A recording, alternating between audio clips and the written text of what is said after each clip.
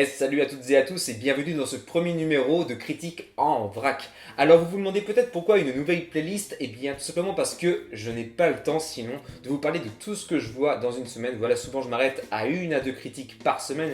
Et donc voilà, je passe à côté de beaucoup de choses et à ce rythme-là, je vous parlerai d'Avatar 2 dans 30 ans. Autant parfois faire ce genre de rubrique où je vais aller droit au but, pas forcément spoiler, ou si je le fais, je vous le dis bien sûr, aller vers des choses plutôt concises, et s'il vous aiguille au mieux, voilà, pour occuper votre soirée, ou alors au contraire, faire en sorte que vous évitiez tel ou tel navet. Parfois, je vais spoiler. Là, par exemple, aujourd'hui, ça va être le cas de SOS Fantôme, l'héritage que je suis allé voir hier au cinéma.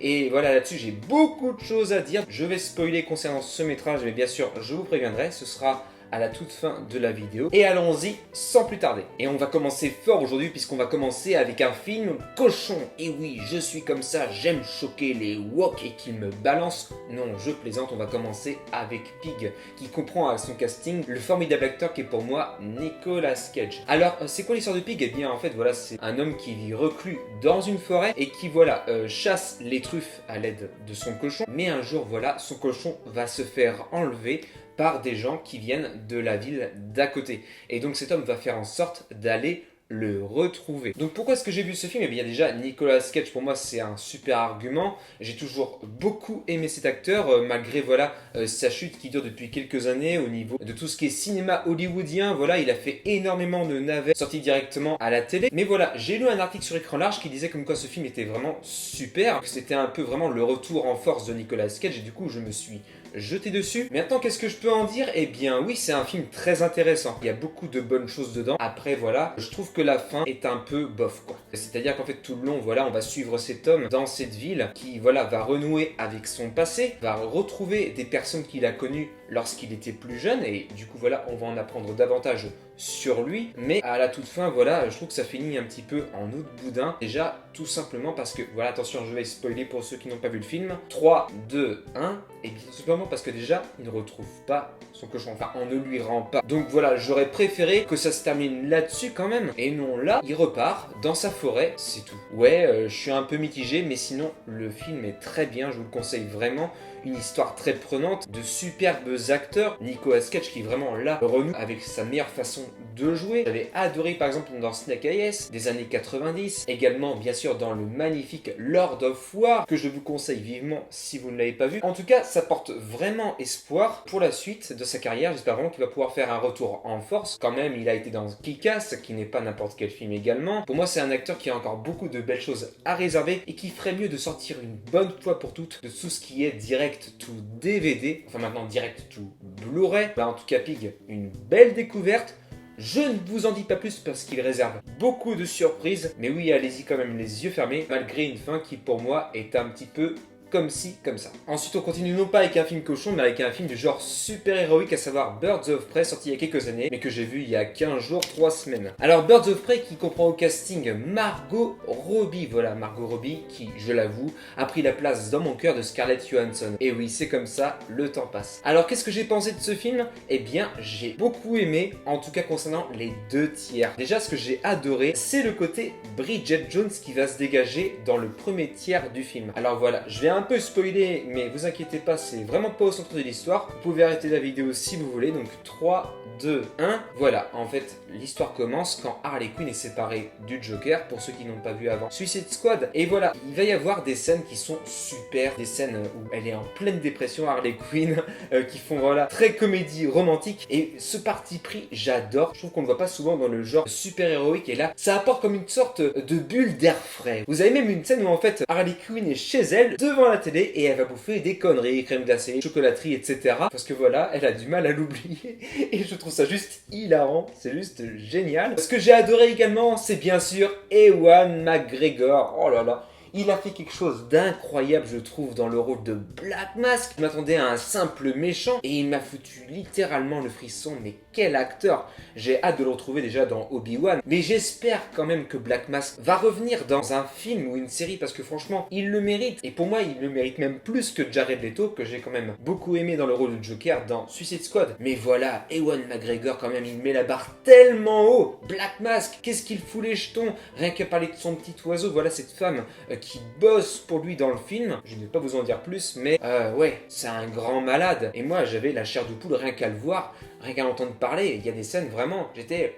Par contre, voilà, concernant ce métrage, je trouve que le dernier tiers du film est vraiment fade, tout comme pour Pig, voilà. Si vous voulez, je trouve que la réalisatrice va précipiter les choses, voilà, pour aller jusqu'au générique de fin, et c'est ça qui est un peu dommage, alors que les 2 premiers tiers sont juste super. Mais voilà, Birds of Prey, c'est également à voir. En 3e film, on va poursuivre dans le genre super-héroïque, voilà. On ne met pas tout de suite la cape au vestiaire, quoique Harley Quinn n'en avait pas besoin, et lui non plus, puisqu'il s'agit du film Spider-Man Far From Home. Alors je vous le dis d'emblée, voilà, je vous le dis tout simplement, j'ai détesté Spider-Man Homecoming. Pour moi, c'est tout simplement le pire film sur l'homme araignée créé par Stan Lee qui soit sorti au cinéma. Voilà, tout simplement. J'ai détesté le scénario, l'humour hyper relou et surtout le méchant incarné pourtant par le formidable acteur qui est selon moi Michael Keaton. Non là un méchant sans grand intérêt, sans relief. J'ai eu beaucoup de mal, pour moi c'est l'un des pires méchants que j'ai vu dans un film, tout genre confondu. Par contre voilà, grande surprise, j'ai adoré Spider-Man Far From Home et qui comprend au casting Jack Gyllenhaal.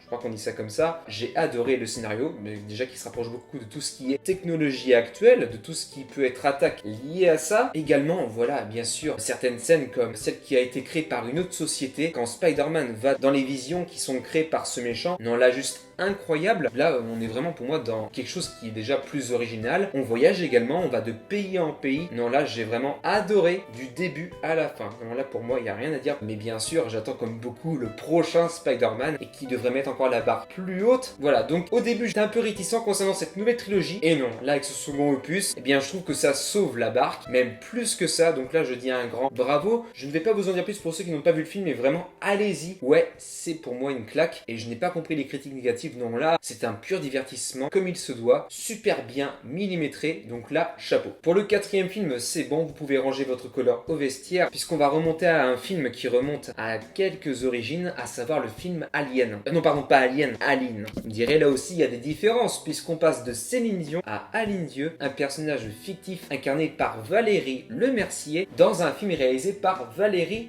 Lemercier. Alors, qu'est-ce que j'ai pensé de ce film que j'ai vu il y a quelques jours de ça? Eh bien, je suis mitigé, tout simplement. Pourquoi? Eh bien, parce qu'en fait, on a une première partie qui est pleine d'émotions, avec une réelle poésie à des moments, vraiment une première partie aux petits oignons. Puis d'un coup, ça se casse la tronche. Toutes les scènes d'émotion qu'il y avait par exemple entre Aline et Guy Claude, donc le personnage qui est inspiré de René, eh bien, ces scènes-là vont après s'effriter, s'étioler. Il n'y aura plus d'émotion, en tout cas, c'est comme ça que je l'ai ressenti. Dans la seconde partie du métrage, en fait, Valérie Lemercier va plus mettre à l'écran des scènes qui ont réellement existé, mais sans leur donner la saveur, l'âme qu'on a dans la première partie du métrage. Donc pour moi ça pose un réel souci et je me demande si elle n'a pas eu les cordes vocales plus grosses que la gorge. Donc c'est vraiment dommage et je me demande si elle aurait pas dû faire son film en 2 parties. Voilà, s'inspirer du titre de l'album 2. Voilà, pour que les choses soient mieux retranscrites, qu'il y ait une âme vraiment pour chaque scène. Voilà, je vous l'ai dit, on est une première partie qui se tient vraiment. Il y a plusieurs moments où j'ai pleuré, où j'étais bouleversé. Le paquet de mouchoirs, il y est passé en moins de 2. Par contre, la seconde partie m'a laissé de marbre. Elle se contente en fait de filmer, parce que c'est inavécu, mais sans mettre aucune saveur, aucune âme. Donc là-dessus, c'est vraiment dommage, mais Aline, c'est quand même à voir. Elle aurait vraiment dû, pour moi, faire les choses avec plus d'humilité, même si bien sûr, Valérie Lemercier a pour moi beaucoup de talent. Elle avait par ailleurs prouvé dans Palais Royal, ce film qui s'inspire de la vie de Diana. Mais non, là, pour moi, elle aurait dû vraiment faire 2 films, parce que là, ça s'essouffle très rapidement, et c'est vraiment dommage, mais en tout cas, très bel essai. En 5e choix, j'ai choisi non pas un film, mais une série. Voilà, une série dont j'attendais le retour avec impatience et qui s'était arrêtée il y a presque 10 ans. Je veux bien sûr parler de la série Dexter et qui s'appelle cette fois-ci Dexter New Blood. Alors qu'est-ce que j'ai à dire sur Dexter? Eh bien pour moi c'est tout simplement l'une des meilleures séries qui existent, toutes décennies confondues, en tout cas pour ces 4 premières saisons. Parce que oui, il faut dire ce qui est, après ça se casse la tronche, hein. Les 4 premières sont vraiment réalisées d'une main de maître, elles sont pleines d'émotions, pleines de suspense, on est vraiment pris dans un tourbillon de beaucoup de choses. J'ai rarement vu ça, quelque chose d'aussi magistral. Puis d'un coup, voilà, t'arrives à la saison 5 et ça se casse la tronche. Ça se casse la tronche sur tous les plans. La réalisation, le scénario surtout, le ridicule des situations, des dialogues, etc. Rien ne va jusqu'à cette fin de saison 8 hyper décevante, hyper expédiée, alors là, comme il faut pas. Là, par contre, ça a été tout le contraire. Et donc voilà, c'est vrai qu'avec cette saison 9, j'attendais vraiment une qualité qui soit sur le retour. Et là, voilà, sans vous en dire plus, j'ai pas été déçu une seule seconde. Avec ce premier épisode qui, pour moi, est juste magistral. C'est ce qu'il fallait faire, quoi. Déjà, rien que pour l'atmosphère, ça fait vraiment penser à la dernière saison de Breaking Bad. Quand vous verrez cet épisode, vous comprendrez vite pourquoi. Également, cet anti-héros qui, voilà, depuis presque 10 ans, va contre sa propre nature, fait en sorte de se maîtriser, n'a pas tué depuis toutes ces années, mais voilà, il va croiser le chemin de quelques personnes non fréquentables, et donc forcément, il y a des choses qui vont ressurgir. À côté de ça, ce qui est très intéressant, c'est qu'il est dans une sorte de vie normale, un cocon très réconfortant, à première vue. Tout paraît normal, et petit à petit, ça va s'effriter, ça va se fissurer par-ci, par-là, jusqu'à cette fin, où là, on comprend que Dexter est sur le retour. Je ne vous en dis pas plus, mais Dexter Nouveau Sang, c'est vraiment une série que je vais suivre. Peut-être que je vous ferai à chaque fois la critique de l'épisode que j'ai vu, mais en tout cas non, je vous conseille vraiment ce retour. Il est juste hyper satisfaisant selon moi, et j'ai hâte du coup de le voir affronter. Attention, je vais spoiler. 3, 2, 1, le maire de la ville qu'il habite. Et enfin, en dernier choix, je vais vous parler d'un film que j'attendais comme cette série de pied ferme. J'attendais vraiment avec impatience, rien que pour le retour d'un trio original. Je veux parler de la saga SOS Fantôme, qui est sortie il y a plus de 30 ans. Voilà, cette fois-ci avec un film qui veut vraiment retourner aux origines, être le plus fidèle possible, et en même temps, ça se comprend d'une certaine façon, puisque le réalisateur n'est autre que le fils de celui qui avait réalisé les 2 premiers films. Donc, quelque part, c'est légitime, mais ça pose aussi problème. Entendons-nous bien, le réalisateur est décédé il y a pas longtemps, et donc son fils voulait lui rendre hommage. Ça, j'entends. Mais le problème que j'ai avec ce métrage, sans vous spoiler, c'est qu'en fait, il a aucune originalité. Aucune. Zéro. Et le pire dans tout ça, c'est qu'en fait, pendant le premier tiers du film, voire un peu plus, et en fait, il y a aucun rythme pour ainsi dire, ou un faux rythme. Je le trouve personnellement ennuyeux à mourir. J'avais vraiment envie de me barrer de la salle à plusieurs moments. Non, je suis quand même resté jusqu'au bout. Après, sans trop vous en dire, voilà, pour moi, c'est un film que je vous conseille d'éviter.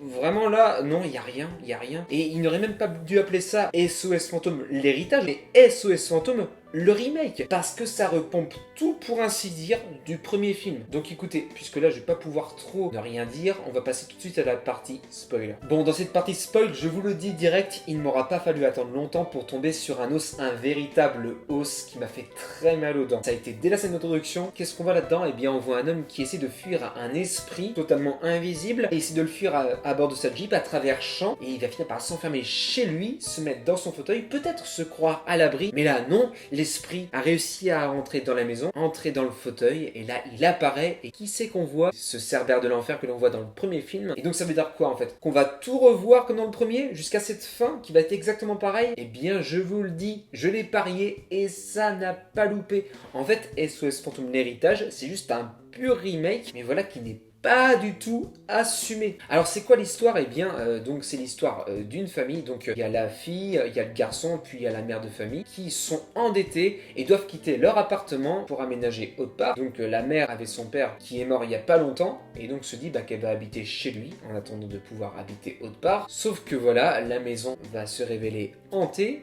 mais sans qu'ils sachent pourquoi. Et donc les enfants vont mener leur enquête, surtout la petite fille, trouver des choses dans la maison. À côté de ça, le garçon va retaper la voiture qui appartenait à l'équipe des chasseurs de fantômes. Petit à petit, ils vont se rapprocher de cet univers, mais le souci, c'est qu'au-delà du nouveau casting qui est très sympa, voilà, il y a comme des acteurs de Stranger Things, de ça, il n'y a pas grand-chose en fait. Les fantômes sont exactement les mêmes, comme je vous disais. Voilà, on a Gozer, on a les Bibadom Chamallow, on a également donc le gros Morphalou du premier qui là n'est plus vert mais est bleu et a 4 bras au lieu de 2. Non, il n'y a rien qui va. Je comprends pas ce qu'a voulu faire le fils, sinon en fait faire une pâle copie du magnifique métrage qu'a fait son père, le film culte qui est le premier SOS Fantôme, mais là pour moi il a complètement raté son pari. C'est pas un héritage en fait, voilà, c'est pas comme par exemple un Batman qui va vraiment passer le flambeau pour que l'autre prenne la cape mais avec sa personnalité. Non, là il essaie juste de refaire la même chose à la lettre près, c'est ça qui est vraiment dommage. Bon d'accord, en cours de film t'apprends comme quoi, oui j'avais oublié ça, comme quoi l'histoire avec Zou et Gozer n'avait pas été terminée, il n'avait pas réussi à les capturer, il faudrait que je revoie le premier. Mais là, est-ce que ça suffit comme argument? Est-ce que ça suffit réellement réellement, plutôt que de créer une histoire complètement originale. Non, là, ça m'a vraiment déçu et j'ai trouvé ça d'un ennui mortel, surtout qu'en fait, le réalisateur se contente la plupart du temps en fait de filmer les personnages dans des lieux clos. Tu les vois causer entre eux, mais il se passe pas grand chose à côté niveau action. Il faudra vraiment attendre la dernière partie pour que ça s'enclenche réellement, si tu veux. Non, là, c'est vraiment décevant. Et puis à côté de ça, en plus, voilà, il met plein de punchlines. Il y a un jeune garçon qui va rejoindre la bande et qui est vraiment hyper relou. Bon, ok, il fait des vidéos pour une chaîne, mais il va balancer une punchline toutes les 2 secondes. Au bout d'un moment, tu vois plus un bouffon qu'autre chose, une sorte de Jar Jar Binks, mais voilà, dans l'univers SOS Fantôme. Et ça aussi, c'est vraiment dommage. Peut-être que le fils a voulu reprendre l'humour qui était dans le premier, surtout avec le personnage incarné par Bill Murray. Mais là, pour moi, ça se vautre littéralement la tronche, c'est pas drôle. Non, non, ça a été un vrai calvaire. Mais par contre, à côté de ça, à contrario, c'est triste à dire, j'en ai conscience, mais ce film qui pour moi est extrêmement mauvais, très mal rythmé, très peu inspiré, me donne réellement envie en fait de réévaluer le remake féminin sorti il y a quelques années qui certes n'était pas terrible, mais réservait quand même son lot de nouveaux esprits, de nouvelles scènes, voilà, de l'inédite qu'on n'avait pas encore vu dans la saga. Je pense notamment à ce logo de Ghostbusters, ce fameux fantôme hyper connu, et qui prenait vie en se montrant ô combien machiavélique. Donc il y avait des choses vraiment pas si mal que ça. On essayait des choses. Là, c'est juste du pur repompage sans vergogne et qui n'est même pas assumé. On va même pas mettre en titre, je vous le disais, SOS Fantôme le remake. Non, c'est SOS Fantôme l'héritage. Contrairement, voilà, à un Batman qui aurait passé sa cape à quelqu'un d'autre. Mais voilà, cette personne aurait fait les mêmes actions mais avec sa propre personnalité. Là, c'est pas le cas. Non, il faut vraiment que le fils arrive à se détacher de l'ombre du père. C'est peut-être pas simple. Il y a quand même des bonnes choses, notamment, voilà, une fluidité quand même au niveau du scénario, des choses qui sont quand même pas si mal que ça. Quelques idées intéressantes, mais pour moi, ça ne suffit pas. C'est un ratage total. Mais voilà, si jamais le fils ressort un film sur cet univers, franchement, qu'il prenne son envol, qu'il y aille vraiment avec sa patte, parce qu'il a quand même un talent de réalisateur, ça se ressent. Et c'est ça qui est hyper dommage, c'est qu'il a vraiment quelque chose, mais là, en fait, il se contente juste de suivre le scénario du premier, et c'est là où ça va pas, quoi. C'est vraiment une menace fantôme. Merci à toutes et à tous d'avoir suivi cette critique en vrac. Comme toujours, likez, partagez, abonnez-vous, mettez la cloche. Sur ce, prenez soin de vous. Kenavo.